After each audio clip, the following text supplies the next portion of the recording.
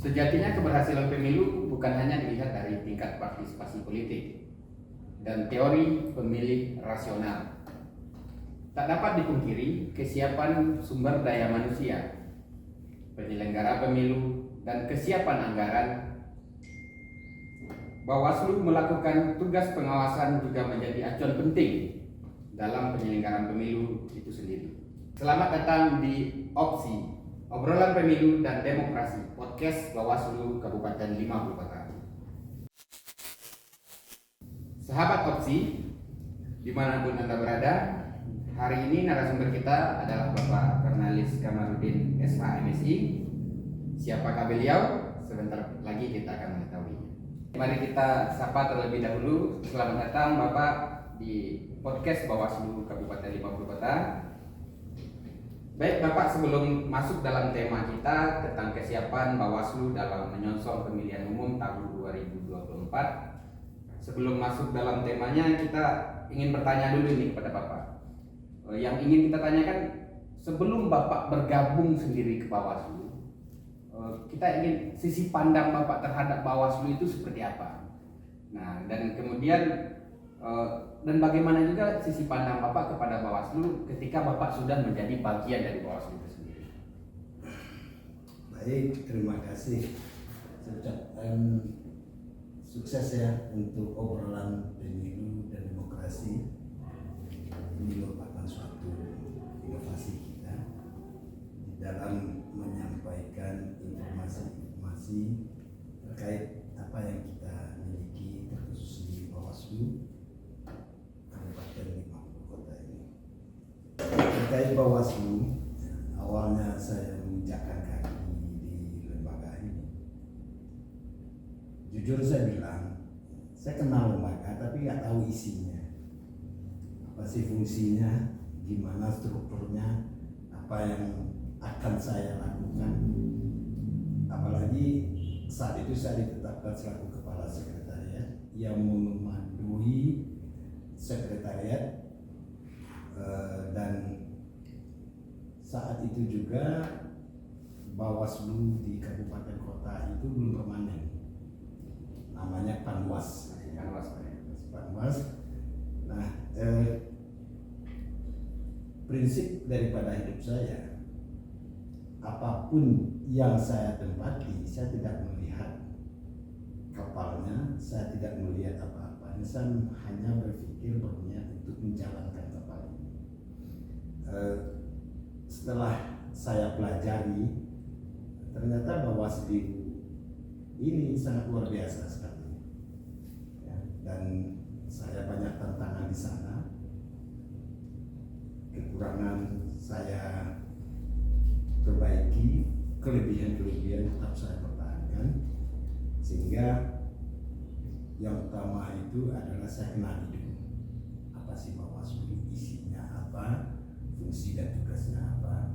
Setelah itulah baru saya melakukan, merencanakan apa-apa yang harus saya lakukan untuk membangun dan mengembangkan Bawaslu ini lebih baik daripada sebelum-sebelumnya. Jadi sebelum Bapak masuk di Bawaslu, sama halnya dengan orang-orang sebelum bekerja di sebuah instansi pasti memikirkan, saya nanti yang mau saya kerjakan itu apa ya? Ada nggak Bapak bayangkan dulu yang akan menjadi tugas Bapak di Bawaslu sesuai dengan ekspektasi yang sebelumnya Bapak bayangkan? Ini semua yang hidup saya. Yang pertama, saya itu apapun tugas yang diberikan kepada saya nikmati. Dan saya melihat dengan kacamata yang jernih terhadap organisasi ini, sehingga pertama sekali saya menghimpun kekuatan-kekuatan di dalam dan saya petakan, sehingga saya nampak apa-apa yang harus segera perbaiki dan apa-apa yang harus kita tambah dan apa-apa yang harus kita laksanakan dalam waktu cepat untuk Bawaslu itu sendiri. Berarti Bapak bergabung di Bawaslu pada tahun? Saya gabungnya tahun 2017. 2017 ya? 2017. Nah, saya juga aneh juga pada saat itu, kok bisa saya ke Bawaslu sama sekali. Saya tidak pernah berkecimpung di dunia itu. Saya tidak pernah menjadi pengawas TPS dan segala macam. Tidak terbayangkan gitu ya. Bayangkan apa yang harus saya lakukan.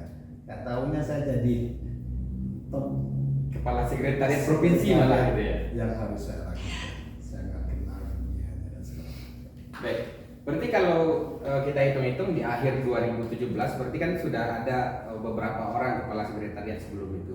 Dan kalau kita hitung dari sisi tahunnya itu sebenarnya masih terlalu muda juga gitu ya. Ya. Di akhir 2017, tapi dari track record yang kami lihat istilahnya bahasa Minang itu lacuk tangan Bapak di Bawaslu Provinsi itu dengan segudang prestasi. Kami ingin bertanya ya, sebenarnya dengan waktu yang singkat itu trik sulap atau magic apa ini yang yang Bapak punya ini? Sebetulnya saya belum berbuat apa-apa. Yang saya capai itu adalah berkat kerjasama kita semua. Nah, makanya awal dari langkah saya ke sana itu pertama niat tulus untuk membangun di mana saya bekerja, itu pertama niat saya. Kemudian saya mengumpulkan seluruh staf, pimpinan, berdialog, berbicara apa-apa yang harus kita perbaiki dan apa-apa yang harus kita laksanakan. Itu dengan sifat sistem yang saya bangun itu adalah dengan sistem kekeluargaan. Karena saya yakini saya marah sama adik itu biasa, saya ngomel sama orang lebih tua daripada diri saya itu biasa. Jadi saya anggap keluarga. Nah, disitulah keluar permasalahan-permasalahan inti yang harus saya selesaikan cepat. Ya, sehingga perpecahan, sehingga ketidaknyamanan bekerja itulah yang saya fokuskan terlebih dahulu, dan saya sepakat bersama-sama menciptakan bahwasannya kita adalah tim yang kuat, tim yang super. Yang super itu adalah tim. Nah, saya tidak mau ada superman di situ, karena saya yakini satu orang itu tidak akan menyelesaikan banyak kerja. Timlah yang kuat. Nah, disitulah rasa kebersamaan kami untuk menyelesaikan tugas-tugas sambil menata apa yang harus kita lakukan. Nah, tanpa saya sadari dengan niat yang tulus tadi, hasilnya itu tadi prestasi yang saya terima yang tanpa saya sadari. Baik, berarti yang Bapak tuju itu adalah proses, sedangkan hasilnya itu sesuai dengan apa yang telah kita lakukan. Ya. Intinya menjadikan sebuah lembaga tempat kita bernaung atau bekerja itu menjadi sebuah keluarga, sehingga kita nyaman seolah kita berada di rumah gitu ya. Baik, itu kan metode yang Bapak lakukan di tahun 2000, pemilu 2019, kemudian lanjut kepada pemilihan tahun 2020. Nah, sedangkan hari ini Bawaslu, kami menilai itu Bawaslu itu sudah mulai kekurangan amunisi, terutama di jajaran Bawaslu kabupaten kota itu dengan adanya aturan yang mengatur tidak bisanya penambahan atau penggantian terhadap staf yang sudah mengundurkan diri, baik itu karena lulus sebagai pegawai negeri di instansi lain atau karena dia mendapatkan tugas atau mengundurkan diri karena alasan lain. Jadi untuk kedepannya, untuk pemilihan serentak 2024 ini, rencana ide atau gagasan yang ingin Bapak cetuskan untuk tetap mempertahankan nilai-nilai yang bagus di mata Bawaslu RI itu seperti apa?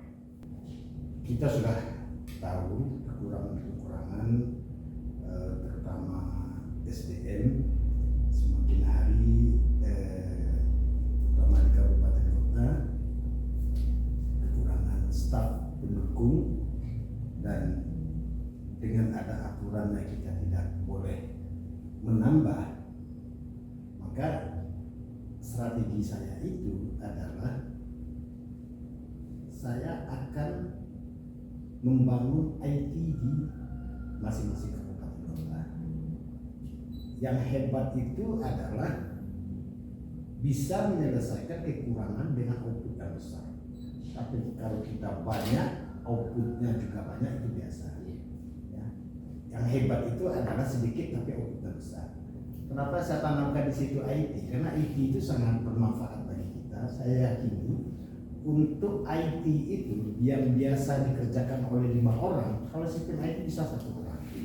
Saya melihat kemampuan staf dan mengarahkan untuk ke IT. Saya mau surat menyurat itu harus sistem IT yang tidak harus berada di kantor membukukan surat, di mana saja dia berada bisa menyelesaikan. Nah, itulah yang saya bangun dengan sistem teknologi surat menyurat pakai IT. Nah, di mana saja pun saya berada, anggota saya juga bisa ngasih informasi dan bisa saya tidak lanjuti. Nah, kita manfaatkan IT ini sangat besar manfaatnya bagi kita. Jadi jangan terlena kita kurang staf dan segala macam. Itu bagi saya tantangan bagi kita untuk lebih baik lagi. Berarti setidaknya kita memanfaatkan kemajuan teknologi dan kekurangan ini bisa kita jadikan sebuah tantangan untuk kita lebih naik tangga yang lebih tinggi ke depannya. Hanya saya himbau seluruh jajaran saya itu harus kreatif, inovatif, ya kan. Jadi semua bisa. Misalnya Ibu Kaseknya 50 kota ngirim surat sama saya, bisa kan kirim langsung dan saya bisa disposisi atau menindaklanjuti surat itu. Ya, nggak perlu kita nunggu lama dan segala macam. Kan untuk surat menyurat itu kan nggak perlu tenaga yang banyak. Apakah Bapak punya keinginan untuk naik level yang lebih tinggi lagi menjadi Sekjen Bawaslu RI misalnya? Ya, kalau niat tentu ada. Semua kita sudah punya garis tangan. Iya. Dan saya juga tidak menyangka kok bisa saya di Bawaslu, jumpa sama anggota-anggota Bawaslu, jumpa sama para kasih dan segala macam. Dan juga tidak menyangka saya punya jajaran yang hebat-hebat ternyata di bawah. Itu sudah cukup bagi saya. Karena bagi saya inti itu pekerjaan itu yang penting nyaman dulu. Nyaman, kemudian saya menikmati. Kalau saya mau jadi lebih tinggi itu kekuasaan atasan saya. Ya. Oh, kamu hebat, kamu bisa di sini. Kamu tidak hebat, kamu di situ saja. Tapi kalau saya sangkutkan saya harus jadi ini, jadi itu, kalau nggak dapat nanti saya kecewa kan ya. Tapi kalau itu sudah menjadi hadiah, ya diterima. Ya. Ini terakhir ya Pak, kita minta closing. Banyak-banyak nggak apa-apa. Closing statementnya dari Bapak kepada sahabat opsi Bawaslu Kabupaten 50 Kota maupun kepada jajaran Bapak ini di Bawaslu Provinsi Sumatera Barat ataupun Bawaslu di kabupaten kota yang ada di Sumatera Barat. Ada pesan yang ingin Bapak sampaikan? Silakan. Ya, bagi saya sederhana, di mana saya berdiri di sekarang itulah yang saya lihat. Saya minta masing-masing kabupaten kota main-mainlah di 50 kota. Iya, berarti kita jadi percontohan 50 kota ini Pak. Iya. Penataan kantor, tata ruang, saya lihat kita semua enjoy dalam bekerja. Nah, karena kita bekerja itu kan suasana. Ya. Makanya kalau saya datang di sini banyak informasi yang kami di provinsi nggak punya ini, ya kan? Nah, jadi penataan tata ruang dan segala macam itu penting. Jadi saya yakini dan percaya di bawah pimpinannya Bu Korsek yang cantik ini, Bu Meli ya, beserta para komisionernya yang luar biasa. Itu luar biasa sekali ya, karena saya lihat mereka tuh punya kewajiban dan tanggung jawab masing-masing. Seperti kalau buangan kotor ya bukan tugasnya ya telah kita, tapi kan semua kita punya tanggung jawab. Kebersihan itu adalah bagi kita semua. Nah, kemudian saya lihat juga tata kelola keuangan. Ya. Saya selalu pantau itu, kapan harus diserahkan, kapan harus diselesaikan. Nah, hal-hal tersebut sangat luar biasa bagi 50 kota, terutama unsur pimpinannya, ketua beserta anggota, konsep, kemudian beserta staf. dan juga keuangannya bagus dan segala macamnya, itu sudah poin. Nah, karena saya secara pribadi datang ke suatu tempat itu nyaman, saya bisa tahan lama di situ. Ya. Nah, itu saya harapkan nanti itu kabupaten kota lain berpaculah untuk kebaikan. Kalau memang mau studi banding bagaimana penataan segala macam silakan. Ya. Boleh, nanti kita carikan solusinya. Dan kita jadi tuan rumahnya di 50 kota lain. Iya. Nah, Karena ibu konsepnya ini sering komplain ini. Karena acara sering di sini, yang kami keluar. Iya. Baik, terima kasih Bapak atas kunjungannya dan juga telah bersedia jadi narasumber kami di opsi obrolan pemilu dan demokrasi di podcastnya Bawaslu Kabupaten 50 Kota. Demikian saja untuk sesi kali ini dan kita berjumpa lagi di opsi kedepannya. Salam opsi.